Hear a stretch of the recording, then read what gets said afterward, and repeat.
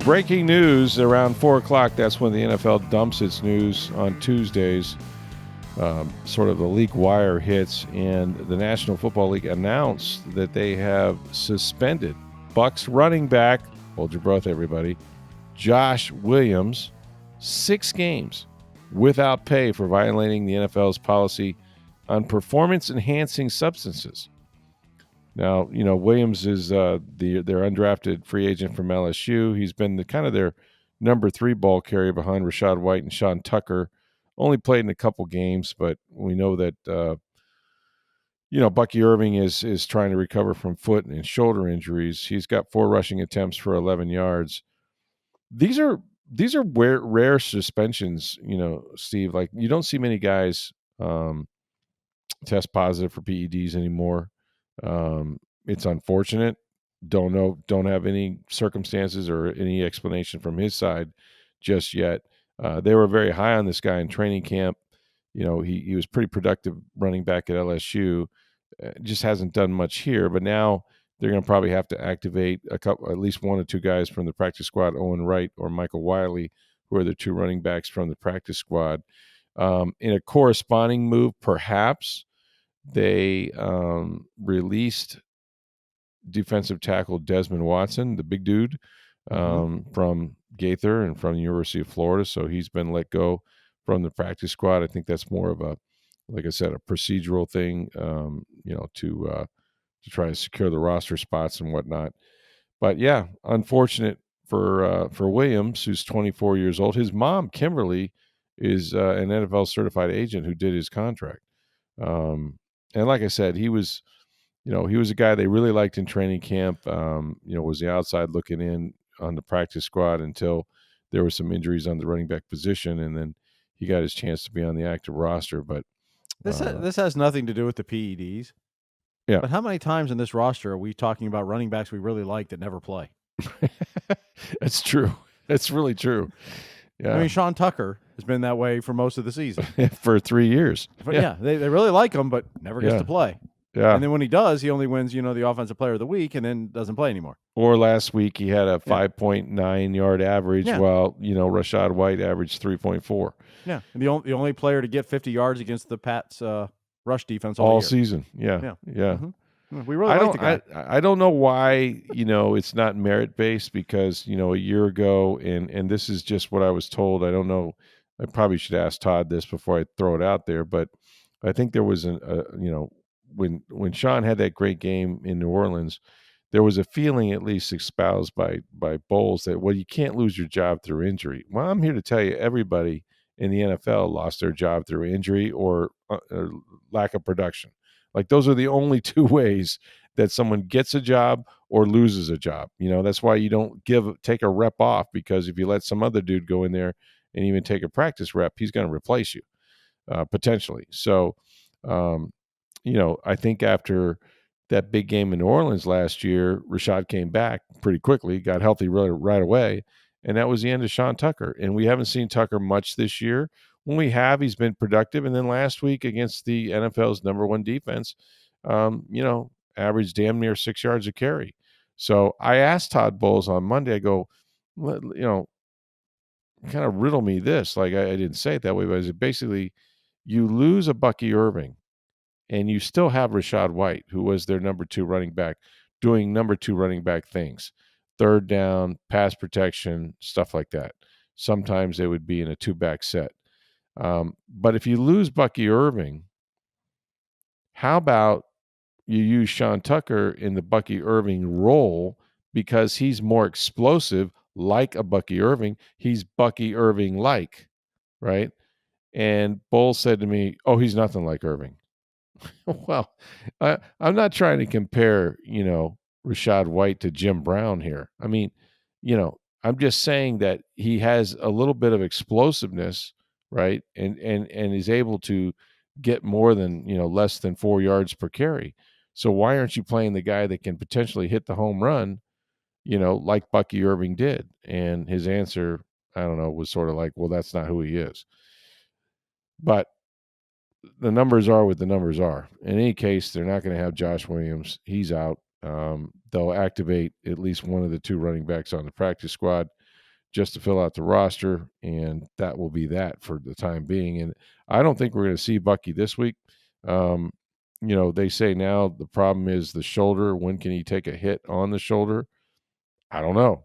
They would know better than us, but these guys really aren't in pads that much, so it's kind of hard to gauge that. But when you sublux your shoulder and it pops out of its joint, um, without surgery or something like that, or a long rehab process, it's more likely to pop out again. And so that's they're giving him as much time as they can to try to make sure it's just secure as it can be, because he's definitely going to take hits on it. But yeah, just kind of an unexpected turn of events there for Josh Williams. I don't know what this means for his future, but 6 weeks without pay, he'll be eligible to come back. I think late December, maybe. Last 2 games of the season, basically, he's Yeah, missing the next basically. 6. So Yeah, December 22nd. Yeah, that would be following the Bucs Week 16 game with the Carolina Panthers. So yep. if they need him, and who's to say they will or they won't, but yeah, Well, not they good. really like him, so he's going to sit the bench a lot. So Yeah, that's right. They did like him, and that's why he played about 2 games. Had all of like 4 carries. I don't get it. I just don't. If I was a pro football coach, and thank God I'm not for all those teams out there, but my thing would be, you know, production over pedigree. Like, I don't care where you were drafted or if you were drafted. I really don't. And I don't think a lot of coaches do. But there is something about loyalty, and you know, undrafted free agents kind of wait their turn. But to me, if you're averaging 5 yards a carry and the other guy is a career, under 4 yards per carry guy, that basically tells me you're a better running back than the guy I've been playing. well, You at know, least there should be more close to even reps. I mean, because Rashad White adds a lot of other things. Like, does he right? catch the ball out of the backfield better than Sean Tucker? Yes. Does he probably pick up the blitz packages better? Yes. There's a lot of things Rashad White. I'm not saying you should bench Rashad No, White there's to roles play for Sean Tucker, everybody. but Yeah, there's roles. how you can't find more situations and carries in for your second or third back Yeah, when you see there's a different skill set and they're having some more success at this time. That's the part that's confusing, and maybe part of it's for years now it's been first year offensive coordinators and trying to figure that no, that's out, how to true. balance it. That's true. For 3 straight years, from Canales to Cohen to now Grizzard, it's first year coordinators that maybe haven't figured out that rhythm of how to get 2 and 3 backs involved. Not, I don't want to say equally, but to accentuate those skill sets of both or all three, and figure out how to use them all instead of just riding one bell cow. And it's really hard to get, 2, much less 3. 3 is Mhm. impossible in a game. But they've now had, 6, 7 games without Bucky Irving. And so Yep. your 2 running backs have been, Sean Tucker and Rashad White. So in that instance, your third back is now your number 2. They had any trouble running 2 backs before Bucky Irving got hurt. I don't understand why they're having trouble now. It just seems like a lack of confidence or reps or whatever. But when the guy goes out there, I don't want to overthink this. A guy goes out there and averages 5 yards a carry, and somebody else can't average 4 yards a carry for their career. This is not a one-off. Rashad White, um, and I haven't looked at his career stats recently, but I would hazard a guess that he's under 4 yards a carry for his career, which is not good, for a running back in the National Football League, especially one that's played 4 years. Look, he's not on this team next year. What's funny is you talk about Todd Bowles defending playing Benjamin Mhm. Morrison, Yep. right? Like, we want to develop this guy. We've been doing this all year. He comes in the third series of the game, and they target him 4 straight times, and he gives up Mhm. a long touchdown pass, 2 completions, and a PI, Yep. right? But we've been doing this all year. He's a good player. It's not his fault. Although Okay, I did see Greg Allman put a video out of the long touchdown yeah, that Tyke Smith kind of picked he Morrison. picked him off a little bit. He did, yeah, no question. And it, Yeah. it takes, it's all 11 Yeah. guys trying to do the right thing at the right time, and Correct. it's clearly not all on him. But we'd be naive to think that, you know the Patriots didn't look at Benjamin Morrison and say, we're going after him right now. Oh, Know how we know? that was obvious they did. Because they did it 4 straight plays. Yep. No, 4 that straight was pass obvious. plays. Yes. So do you want Benjamin Morrison to be attacked and see if he responds? Or would you rather your Pro Bowl worthy player, in Jamel Dean stay out there and maybe they go the other way? Maybe Zion McCallum has a chance to make plays. I don't want to overthink this. I'm going to play my best players, period. I'm not into development. I don't care that, Jamel Dean doesn't have a contract next year. I don't care that he took a pay cut from $12 million to $4 million. He's having a Pro Bowl worthy season. He's got 3 interceptions, 2 forced fumbles. He made a touchdown saving tackle in that game because of his speed. And I'm not taking one of my best 2 corners off the field. I'm not doing it. I mean, it's not like if he's gassed, that's one thing. But if we're just doing it to give the guy reps because I know I'm not going to have this guy next year, let next year be next year, right? It doesn't make sense that you even worry about that. Benjamin Morrison would be just fine, and maybe he would have won the job. But guess what? When he had a chance to play in the preseason and in training camp, he was hurt. He had a hamstring issue. And now is not the time to get him up to speed, right? So that's what they've decided to do. And Bowles will defend sometimes a little bit of the indefensible. And I'm not saying the game was entirely on Benjamin Morrison, because it wasn't. But if other teams see it as a weakness, right? They see it as a weakness. And how do we know? They attack it right away. First play, second play, third throw, fourth throw, right? They see it as a weakness. Shouldn't you? Right? Like, shouldn't you understand what's happening here? And Bull says, well, we know they're going to go after him. All right. Well, until he starts making plays, they're going to continue to go after him, and you're just creating opportunities. So that's that's part of the whole package. But well, we had an interesting question you got on Twitter. Yeah. Or X, what the kids call it today. Yep. Ron had sent you a note. Mm-hmm. Says, do you think it was part of Jamel Dean's new business deal this year? Wouldn't be right to play Dean full-time if that he plays into the pay cut. Could also be one reason why he hasn't been dinged up as much this year compared to previous years. He's getting more game time breathers.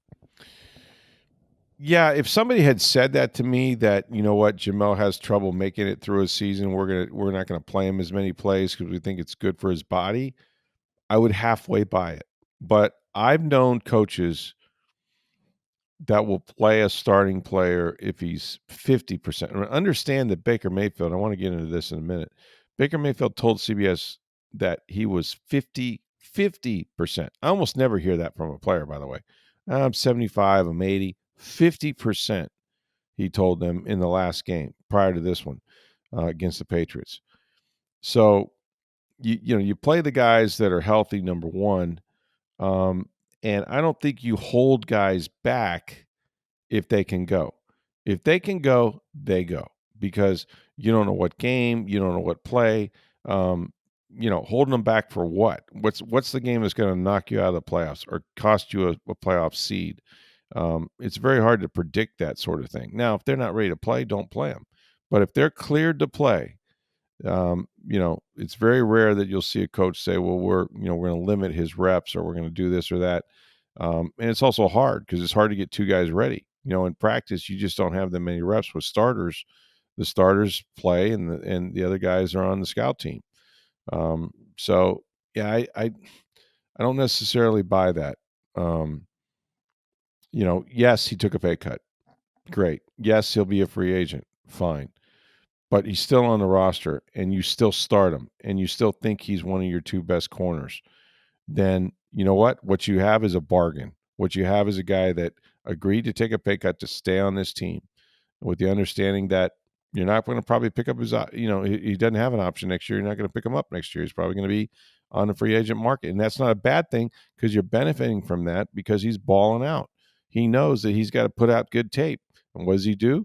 3 interceptions, 2 forced fumbles, a ton of tackles. He's playing his best football, because guys in contract years do that. So you're reaping the benefits of that. But I don't think, they didn't play Baker Mayfield less when he was making $4 million than when he was making 33 and a third. It's like he's our guy. So if he's your guy, he's your guy, regardless of the pay stub. Doesn't matter. So I don't know. I don't know what they're trying to do. I mean, I think they want their cake and eat it too. They want to develop guys. They want, and listen, I think Morrison, when healthy, if he ever gets there, is going to be a heck of a player. I really do. I think he's a talent. He would have been a first round pick, I'm convinced, if he didn't have the hip injury. But you don't replace an injured guy like Jamel Dean has been with another guy who's injured. It's fair criticism to ask why you would do that if that was the plan. I want to get into Baker Mayfield here in a second. Let's do this. I want you guys to get on down to International Plaza Mall, Breitling Boutique. You guys heard us talk about them. They've been our sponsors. The Breitling Company has been making the best Swiss watches now for over 140 years. They've been in International Plaza Mall for now going on 6 years. And I want you to go there. It's in the center of the mall, second floor, right? A terrific store. Customer service is fantastic.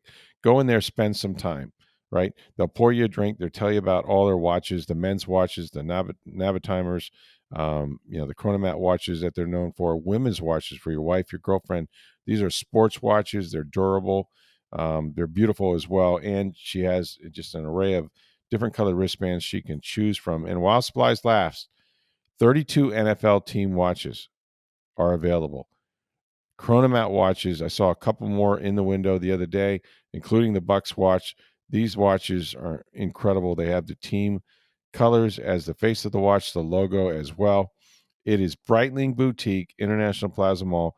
Make sure when you go, you let them know you heard about it right here on Sports Day Tampa Bay. So my big theory, which will get no run from anybody, I'm sure.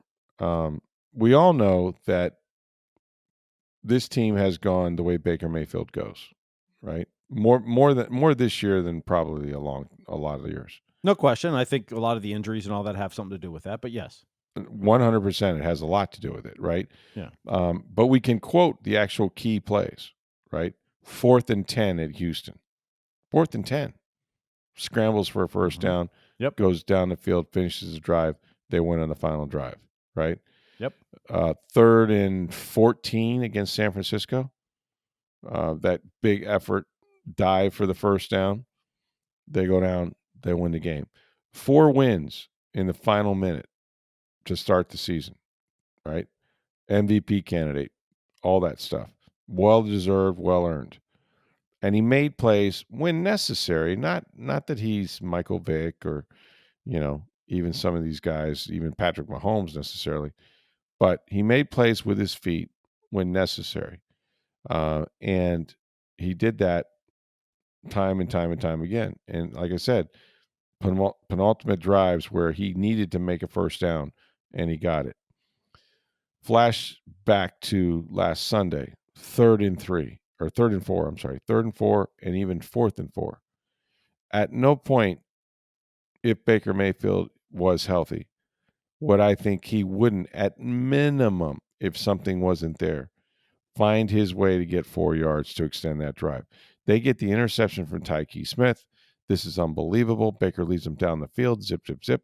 They're inside the 40, and they get to 3rd and 4, and they cannot convert, right?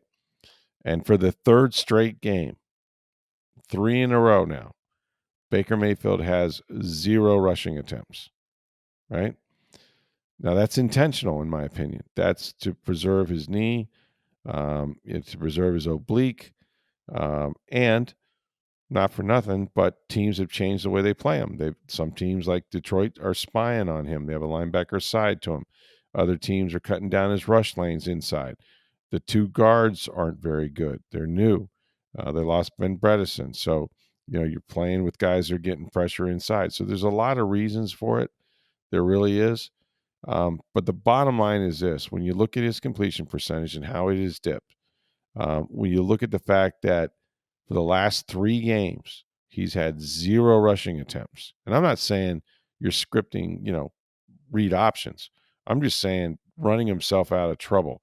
has not done it once in 3 weeks.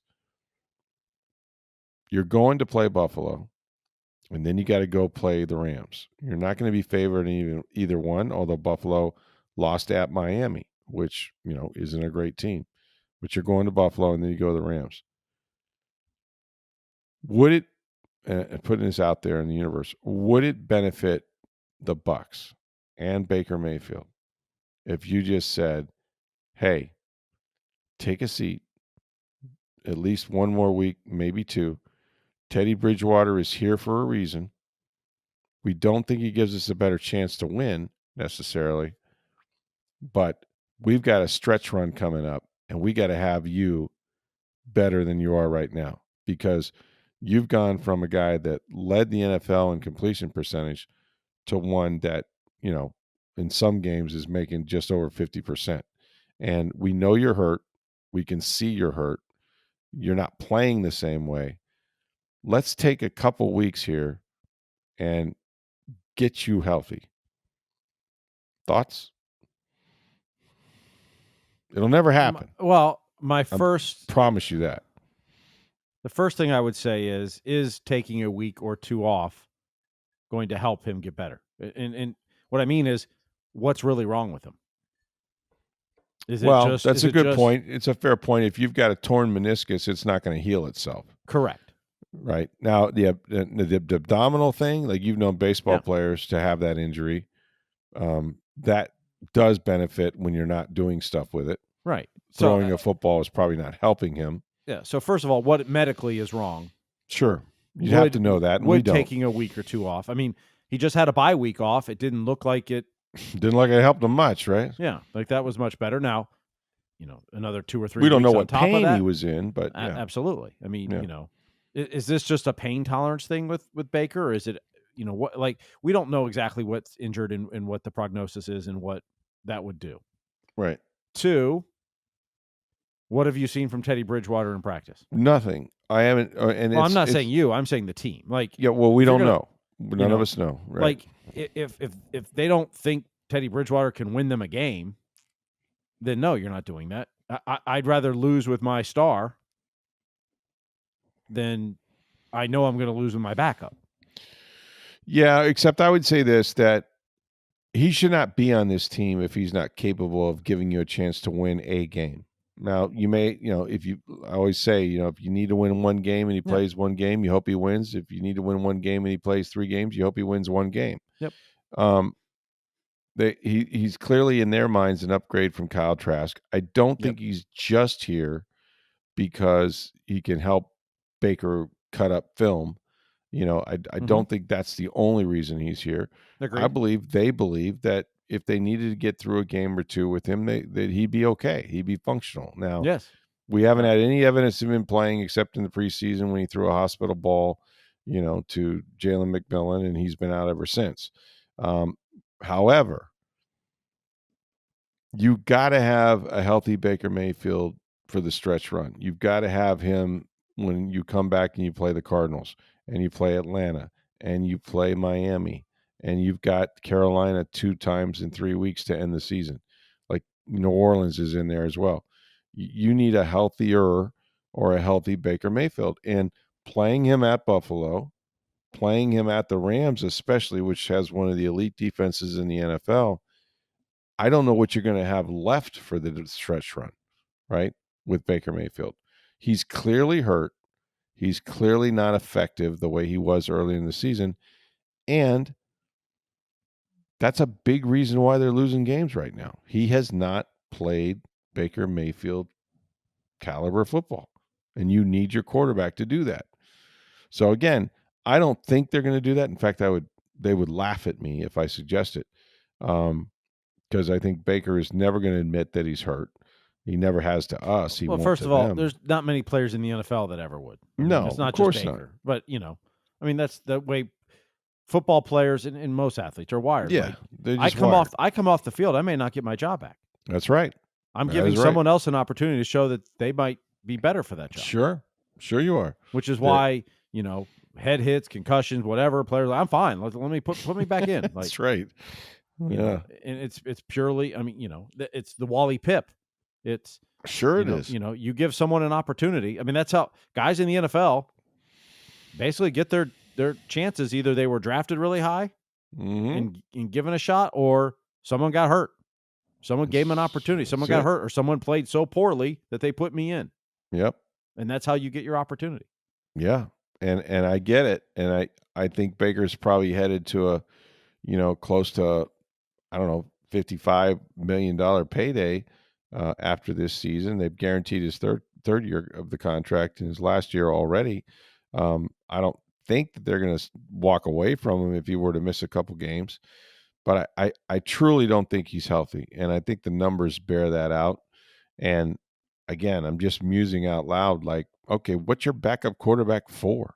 Like, do you have to have an injury so severe, like Jalen Daniels or, somebody like that to where, before you even consider playing the other guy?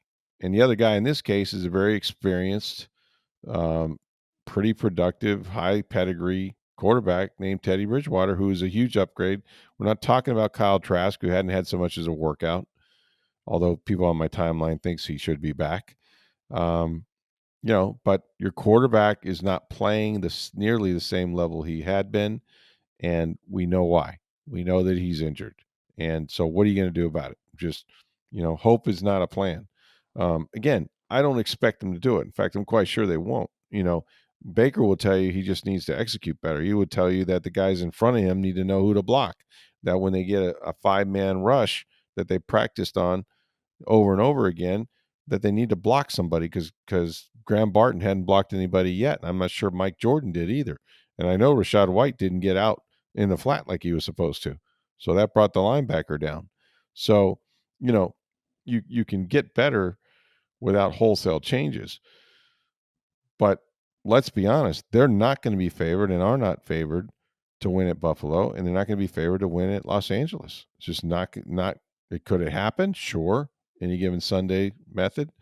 But what's really going to tell the tale of this season is when they get back home and have that long stretch of, home games against division opponents, and one on the road at Carolina, and Arizona at home, and one on the road against Miami. Like, those are the games you're going to have to win to keep your separation in the NFC South. And the computers still say they're like, even if they lose the next two games, that they still have the best chance to win the division because the way the schedule turns around. Well, I don't know. mean, yeah, the team in second place, they play twice. And yeah, exactly. Twice in the final 3 weeks. And those prognosticators all think Tampa Bay is better than Carolina. Right. But all Carolina has to be is 2 games behind the Bucs. Mm-hmm. All they have to be. Yep. They don't have to be leading the division. They don't have to be right behind them with 1 game. They just have to be within 2 games, and Carolina gave them fits last year. They were so fortunate because of Anthony Nelson, stripping, a running back when they were already in field goal range and then winning in overtime, that they needed every bit of that, to make the playoffs again. And it could come down to similar situation. So it's a lot of season left, obviously. We'll find out if anybody is coming back. I don't expect Bucky. I don't expect Chris Godwin. I don't expect Hassan Reddick. So it's going to be pretty much the same guys they finished with, last week. So we'll see how it goes. All right. What do we got? Lightning. That's it. Oh, and USF was ranked. Oh, yeah. 25th. 25th? Right? Yep. Is that right? Yeah. Okay. Tampa Bay Lightning, meanwhile, back in action against the New York Rangers. What have they won? Like 7 out of 8, 6 out of 7, something like that? They've won 7 out of 8, but they've got some injury issues now. Oh, do they now? So the Lightning had practice today, and John Cooper updated all the injuries. Ryan McDonough is going to miss some games. He blocked a shot on, what was it, Saturday night or whatever night it was, in the first period, didn't come back. Dominic James is out for tonight's game. He took a puck to the face in Saturday's game. Oh, man. It came off his stick, his face. Now, he went down the tunnel and like minutes later was back and played the rest of the game. But I'm guessing it's swollen up and whatever else. Which is insane, because if I take a puck off the face, I'll see you in a year or two. Like, Yes. that's not coming to work, period. Yep. God. Nick Paul is not quite ready to come back yet, not quite day-to-day yet. They had hoped John Cooper initially had said after the road trip he'd be considered day-to-day, but the injuries are not progressing the way they'd hoped. Victor Hedman and Pontus Holmberg are both day-to-day as well. So John Cooper said some injuries. Yeah, John Cooper says there's probably going to be some recalls for tonight's game. So yeah, they got a number of injuries. You're going to have to bring in some guys, I would think. And they're playing the New York Rangers, who are a strange team this year, as they've won one game at home. They're 1-6-1 at home.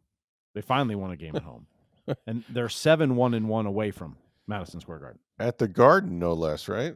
Yeah. Wow.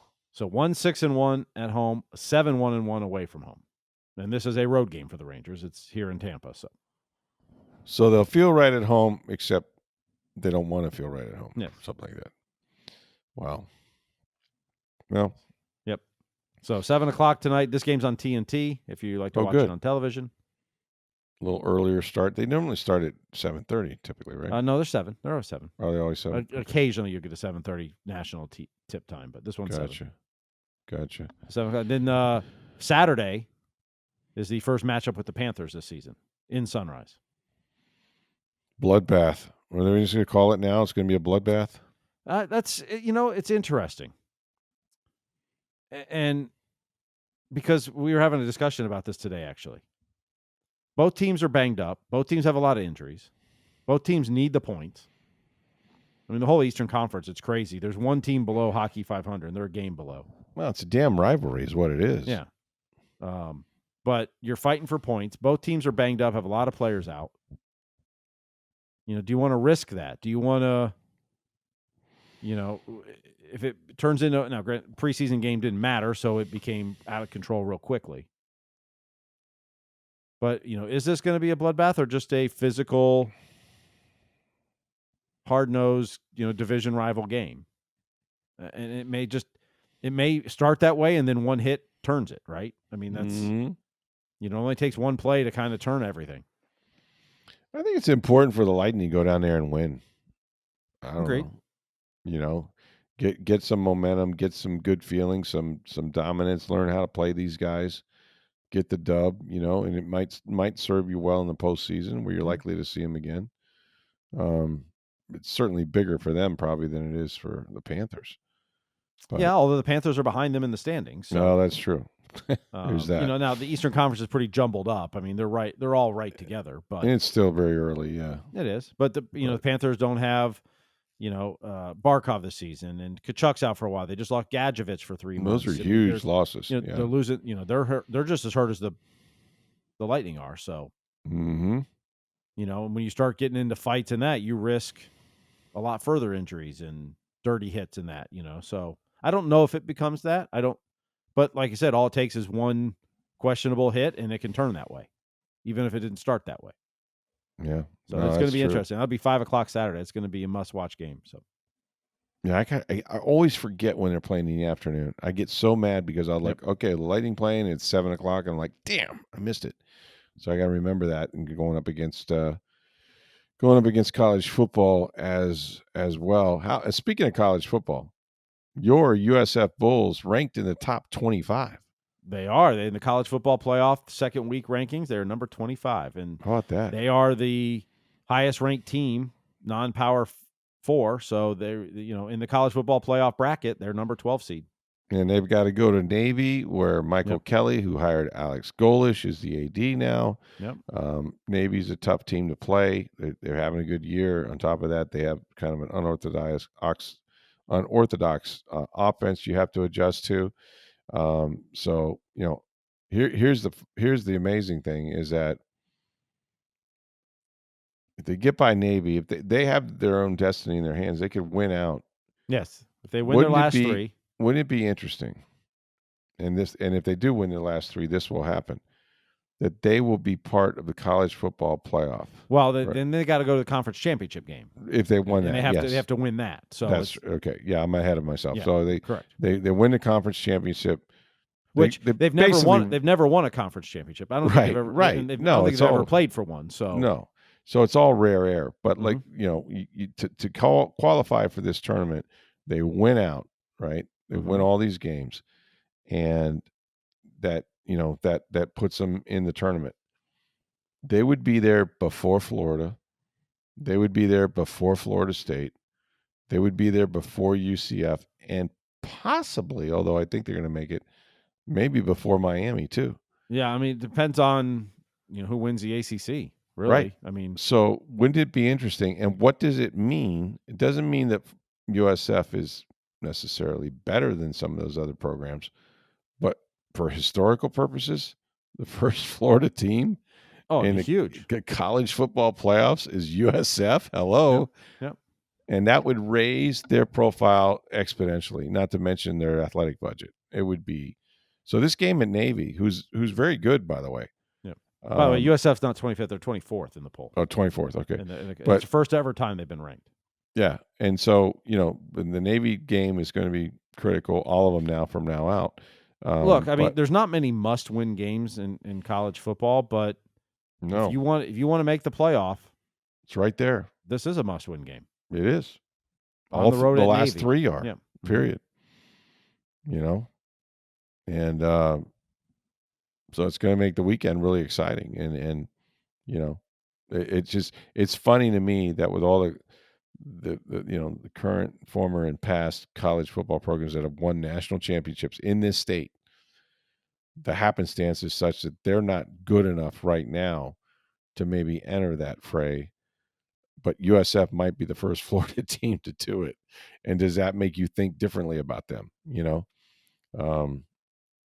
But yeah, what an opportunity. And that's what it is. What an opportunity for Alex Golish, if he can keep this team winning for just a few more weeks, to make history, literal history, and make the college football playoffs. And then after that, it's icing. It doesn't matter. You're playing in games that you can only have dreamed of. And so that would be fantastic. All right, so Lightning tonight. Get on down to Breitling Boutique International Plaza Mall. See our friends. Ask about the NFL team watches while supplies last. Buccaneers watch, all of that. 104th year anniversary commemorative watches. Also watches for your wife, your girlfriend. It is Buffalo. It is Breitling Boutique. I'm going to Buffalo. It is Breitling Boutique International Plaza Mall. Make sure you go there and let them know you heard about it on Sports Day Tampa Bay. Hey, thanks for listening, everybody. For Steve Versnick, I'm Rick Stroud of the Tampa Bay Times. Have a great day.